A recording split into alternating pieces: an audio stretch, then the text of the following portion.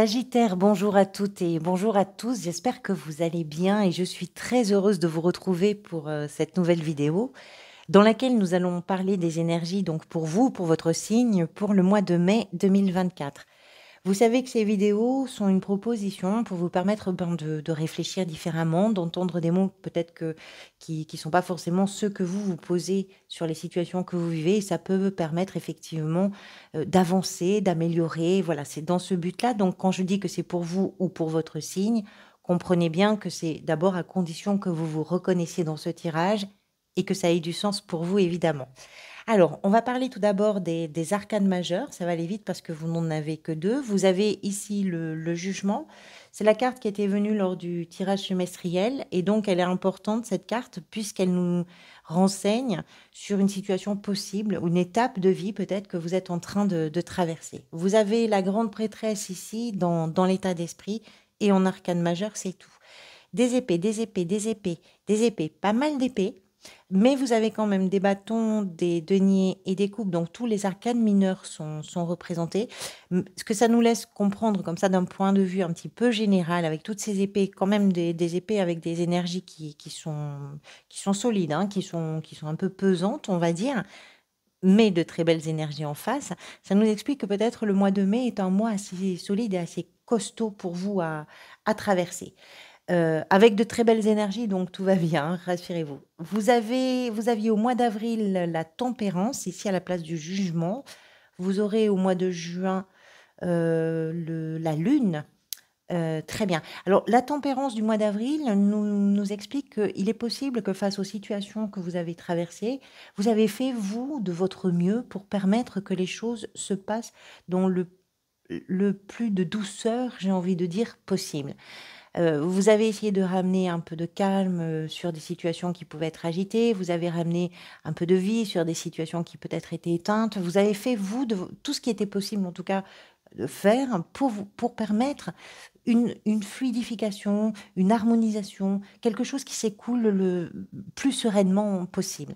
On comprend avec Tempérance du mois d'avril et avec la 4 d'épée ici, qui ont quand même des notions un petit peu similaires en termes de guérison émotionnelle, que vous êtes sur une période peut-être un petit peu, pas à fleur de peau, mais avec une sensibilité qui est présente. Et peut-être que le mois de mai, pour vous, est le temps de comprendre des choses beaucoup plus en profondeur. Vous allez comprendre pourquoi je vous dis ça. On va commencer par la carte du jugement. Le jugement, c'est une carte qui est associée d'abord à des décisions, enfin d'abord à des décisions, pas forcément d'abord, mais à des décisions qui vont venir d'une sorte de sonnette d'alarme qui fait que vous avez un changement de vie, qui fait que vous êtes amené, poussé par des circonstances, par des relations, par des événements, que vous êtes poussé à vous révéler dans votre authenticité et dans votre, alors j'ai pas envie de dire nudité, mais c'est pourtant le terme qui me vient parce qu'on comprend qu'on est complètement défait de ces masques, de ces manteaux. On va à l'essentiel avec une énergie du jugement.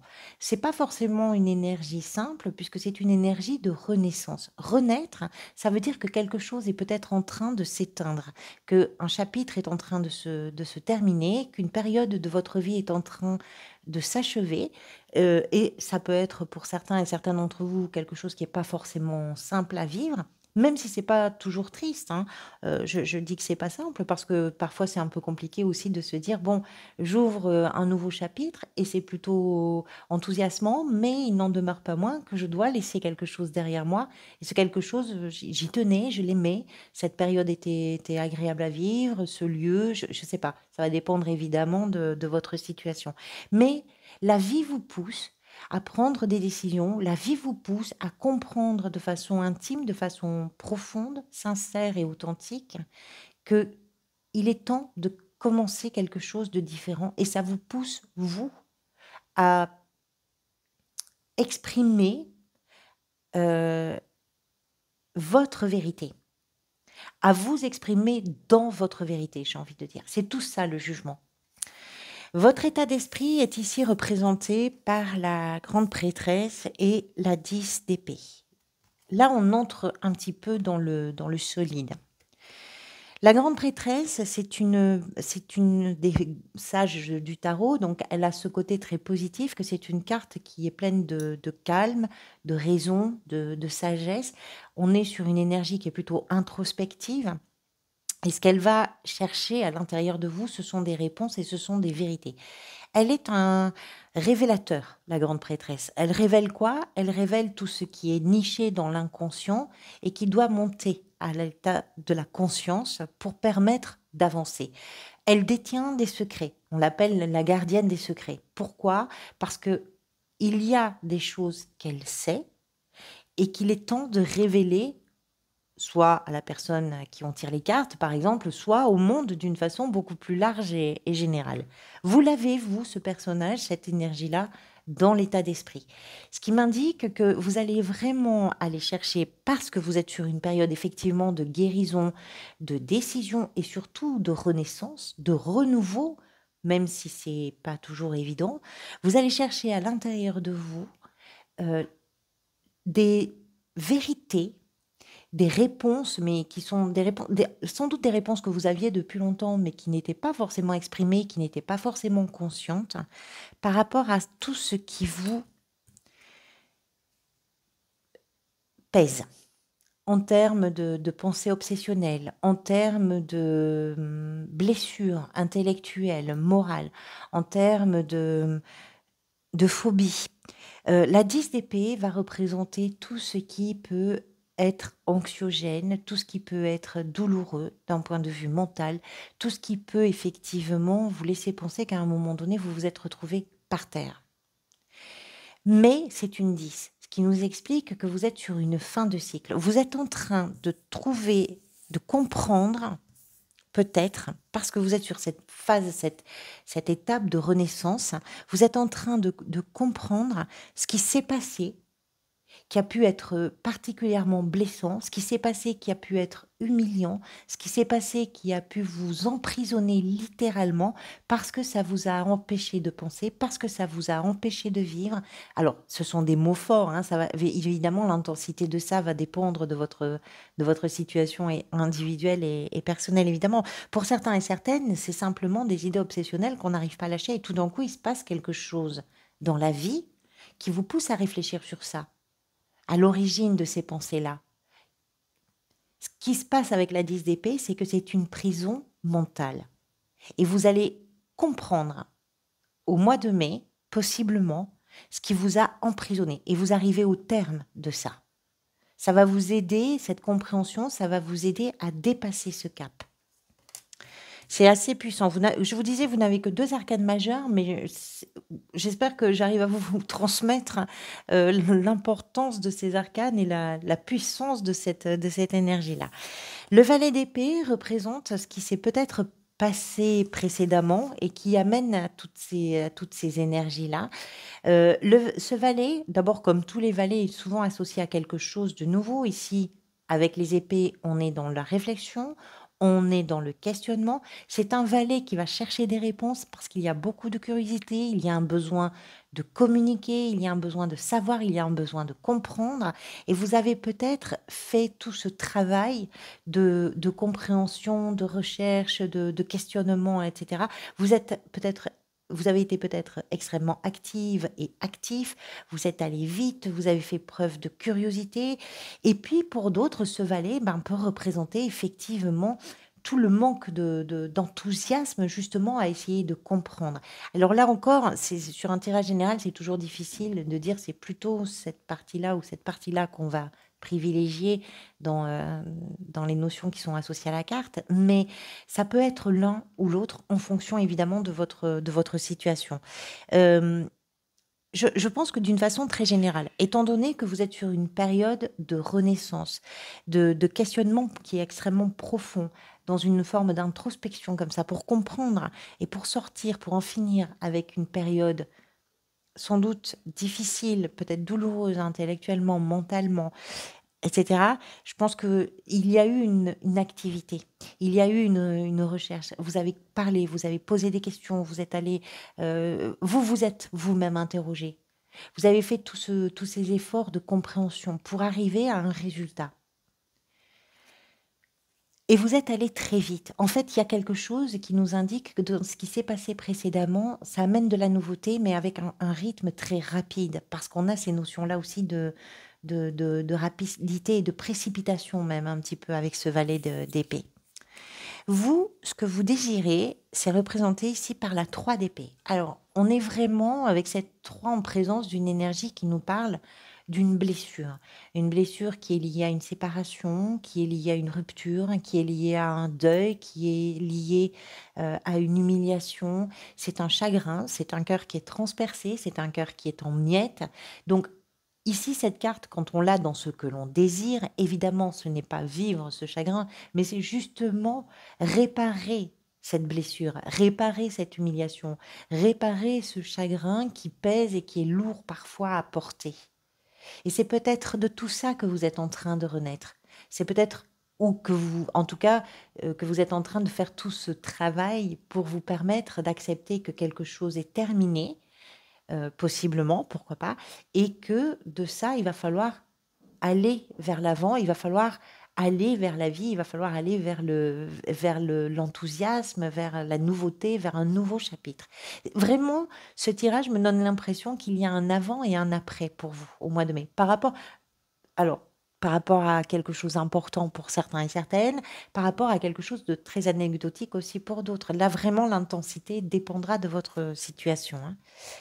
Le roi de bâton va représenter dans ce tirage ce qui va pouvoir venir vous aider. Alors, la communication est déjà une chose très importante. Ce roi de bâton peut également représenter une personne dans votre entourage qui peut être un véritable soutien, puisqu'on est en présence quand même d'une énergie très mature. Les bâtons sont souvent associés au signe de feu.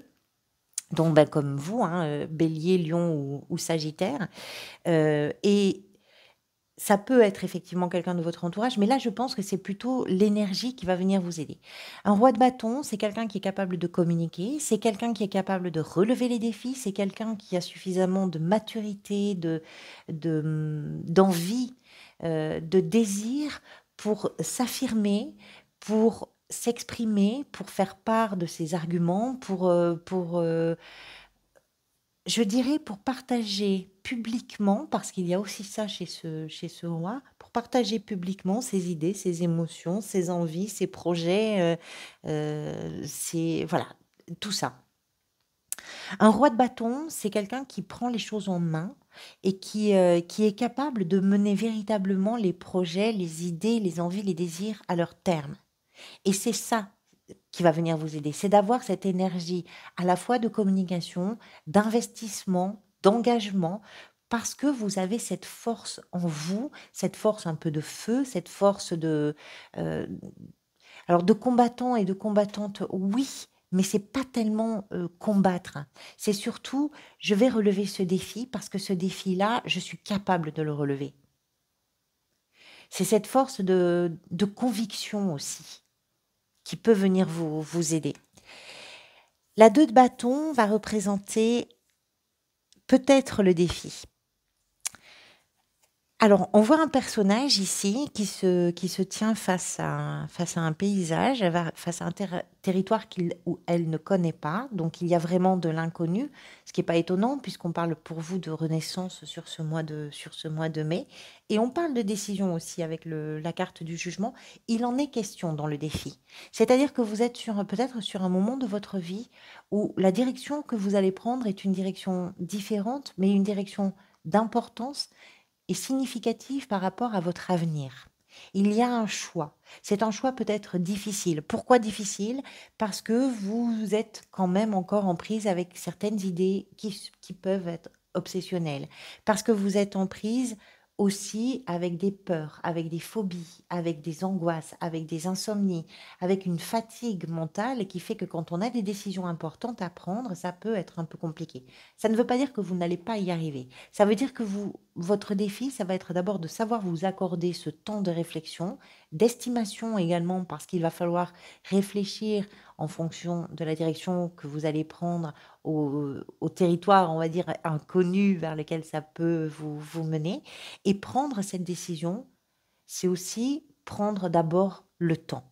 Alors peut-être que vous êtes pris et prise dans des événements, dans des rythmes de vie qui sont un peu contraignants et qui ne vous permettent pas forcément de vous accorder ce temps-là. C'est possible. C'est peut-être pour ça que c'est un défi pour vous. Mais je pense plutôt que c'est l'idée, avec cette 2 de bâton, d'arriver à se déterminer sur le choix. Dans la sphère professionnelle financière, la 5 de denier qui nous laisse comprendre que c'est pas un mois rassurant sur le plan professionnel ou financier, puisque c'est une carte qui nous parle des peurs. Alors évidemment, on va compléter cette carte, on va la clarifier sur l'extension. Mais ce qu'elle nous raconte, cette carte, c'est une peur de manquer d'argent, une peur de pas arriver à boucler sa fin de mois, une peur peut-être de perdre son travail dans certains cas, de ne pas arriver à réaliser ce que l'on avait prévu de réaliser. C'est la peur, en fait, la peur du manque, la peur du vide, la peur de l'instabilité, la peur de la précarité. Alors la précarité, ça ne veut pas dire que vous êtes toutes et tous dans des situations qui sont précaires. Vous pouvez tout à fait occuper un poste qui vous permet d'avoir de bons revenus, qui est pérenne, etc. Mais ce que ça vient de nous raconter, c'est qu'il peut y avoir dans la sphère professionnelle quelque chose qui peut être déstabilisant et qui peut vous faire craindre aussi cette déstabilisation. Qui peut vous faire craindre parce que vous avez l'expérience, parce que vous savez que vous êtes tout seul ou toute seule à la barre, que si quelque chose vient enrayer l'engrenage, eh bien ça peut avoir des conséquences qu'il va falloir de façon assez solitaire finalement affronter. Ce sont ces peurs-là. C'est l'idée aussi de se retrouver, pourquoi pas, puisqu'il y a des choix à faire, ça peut être aussi des choix professionnels, hein, pourquoi pas. Il y a quand même ce roi de bâton qui nous explique que vous prenez les choses en main, hein, vous ne vous laissez pas faire. Hein. Il y a quand même beaucoup de ressources à l'intérieur de vous. Mais les peurs sont là. Et les peurs peuvent être là aussi parce que vous avez cette 10 d'épée ici qui est une véritable prison mentale. Hein. Donc il y a quelque chose dont vous vous émancipez, mais l'émancipation, bah, ça passe aussi par une confrontation avec ce qui peut inquiéter d'une façon ou d'une autre.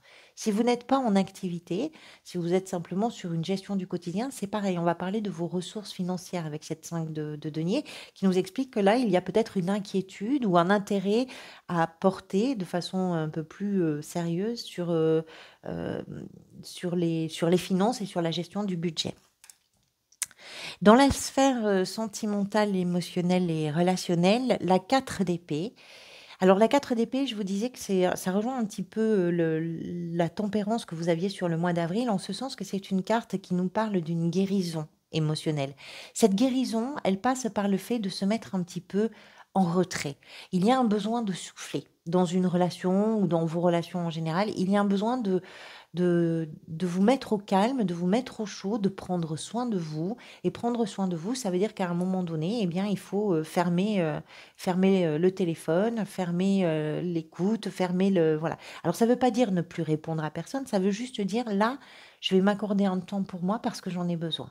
C'est juste ça. Et ça peut être vraiment dans une relation en particulier, ce qui ne vous empêche pas d'avoir des relations sociales, familiales, amicales, amoureuses qui vont très très bien. Mais il y a quelque chose qui fait que vous avez besoin de prendre soin de vous. Cette 4 d'épée, elle suit la 3 d'épée. Donc peut-être que dans une relation, puisque ce que vous voulez, c'est réparer ce cœur blessé, peut-être que dans une relation ou dans un contexte, il y a effectivement ce besoin de vous mettre un peu à l'abri et de vous mettre un peu en je ne suis pas là. Faites continuez sans moi, je vais vous ralentir de toute façon. Donc continuez sans moi, je vais me mettre un petit peu dans mon coin et je vais prendre soin de moi. Qu'est-ce qui est peut-être en train de se manifester pour vous durant ce mois de mai? C'est représenté ici par la 3 de denier. C'est un, c'est un réalignement.